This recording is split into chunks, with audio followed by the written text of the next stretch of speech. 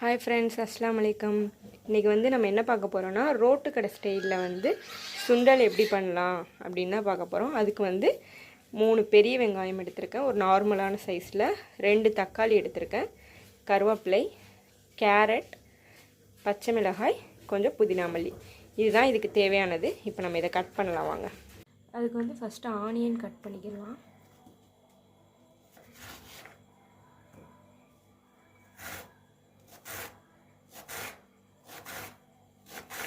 நம்ம வெங்காயம், கேரட், தக்காளி, புதினா மல்லி, பச்சை மிளகா, கருவேப்பிலை எல்லாத்தையுமே இப்போ நம்ம கட் பண்ணி வச்சாச்சு. இப்போ வாங்க செய்யலாம். நம்ம வந்து சுண்டல் பண்ணுறதுக்கு பேன் வச்சாச்சு. இப்போ நம்ம ஆயில் ஊற்றிக்கலாம்.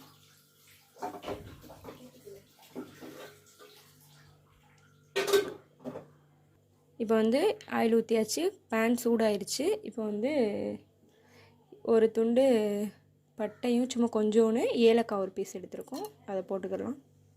இப்போ வந்து வெங்காயம் கட் பண்ணி வச்சுருந்தேன் இல்லையா, அதை போட்டுக்கலாம்.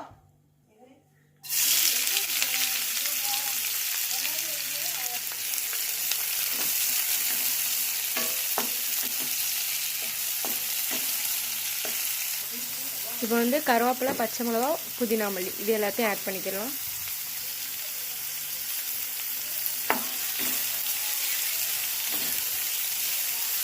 இப்போ இது வந்து கோல்டன் ப்ரௌன் ஆகிற வரைக்கும் நம்ம கொஞ்சம் நேரம் வெயிட் பண்ணலாம்.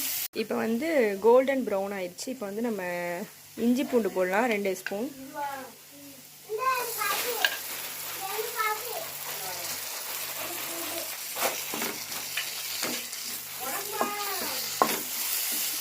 இது வந்து நல்லா பச்சை வாடை போட்டும், அதுக்கப்புறம் நம்ம தக்காளி போடலாம்.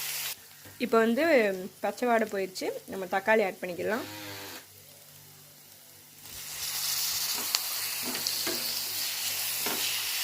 இப்போ வந்து தக்காளி நல்லா வதங்கட்டும். இப்போ வந்து இது நல்லா வதங்கிருச்சு. இப்போ பச்சை மிளகா, கொஞ்சோண்டு புதினா மல்லி போட்டுக்கலாம்.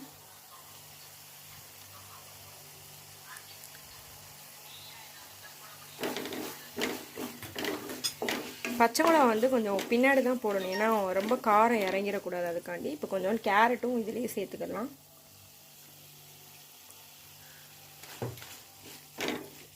இது எல்லாத்தையும் மிக்ஸ் பண்ணி கொஞ்ச நேரம் மூடி போட்டுருங்க. இப்போ இது நல்லா வதங்கிருச்சு. இப்போ ஒரு 1.5 ஸ்பூன் உப்பு போட்டுக்கலாம். கரம் மசாலா ஒரு டீஸ்பூன் போட்டுக்கலாம். சிக்கன் மசாலா வந்து ஒரு 1/2 டீஸ்பூன் போட்டுக்கலாம். இப்போ இது எல்லாத்தையும் மிக்ஸ் பண்ணிக்கலாம். எல்லாமே உங்களுக்கு எவ்வளோக்கு வேணுமோ அதுக்கேற்ற மாதிரி உரப்பு, உப்பு எல்லாமே உங்களுக்கு ஏற்ற மாதிரி போட்டுக்கோங்க. இப்போ வந்து சுண்டல் வந்து ஒரு 6 to 7 விசில் விட்டு எடுத்து வச்சுருக்கோம். இப்போ நம்ம இதை வந்து அதில் போட்டுக்கலாம்.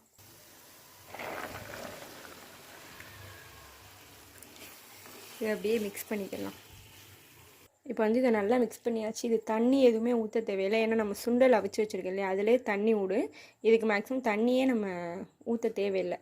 அதனால் இதை கொஞ்சம் நேரம் தண்ணி விடட்டு. இதில் உள்ளது நம்ம மூடி போட்டு வைக்கலாம் கொஞ்சம் நேரம், ஒரு 5 மினிட்ஸ்லேருந்து 10 மினிட்ஸ் வரை அதை மூடி போட்டு வைங்க, தண்ணி நல்லா விடட்டும். கடலை மாவு வந்து நம்ம கரைச்சி வச்சுருக்கோம், அதை வந்து நம்ம இதில் ஆட் பண்ணிக்கலாம்.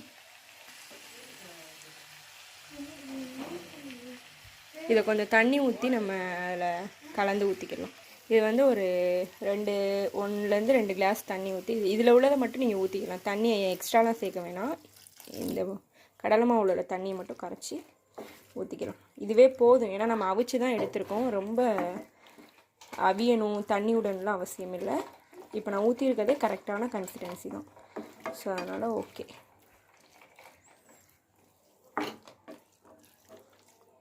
அவ்வளோதான். இதை வந்து நம்ம கொஞ்சம் நேரம் அப்படியே க்ளோஸ் பண்ணி போட்டுடலாம். எல்லாமே மிக்ஸ் ஆகி வரட்டும், அது வேறு க்ளோஸ் ஆகிருக்கட்டும்.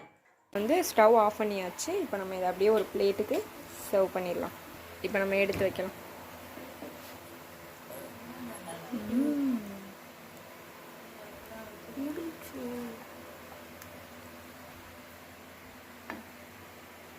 ஓகே. இப்போ இது மேலே கொஞ்சோண்டு கேரட்டும் புதினாவும் போட்டுக்கலாம். டிசைனுக்கு புதினா வச்சுக்கலாம். கேரட் கொஞ்சம் போட்டுக்கலாம். அவ்வளோதான், ரோட்டு கடை ஸ்டைலில் சுண்டல் ரெடி ஆயிடுச்சு. ஓகே, பாய். இந்த வீடியோ பிடிச்சிருந்துச்சுன்னா சப்போர்ட் பண்ணுங்கள், லைக் பண்ணுங்கள், ஷேர் பண்ணுங்கள், கமெண்ட் பண்ணுங்கள். Thank you friends.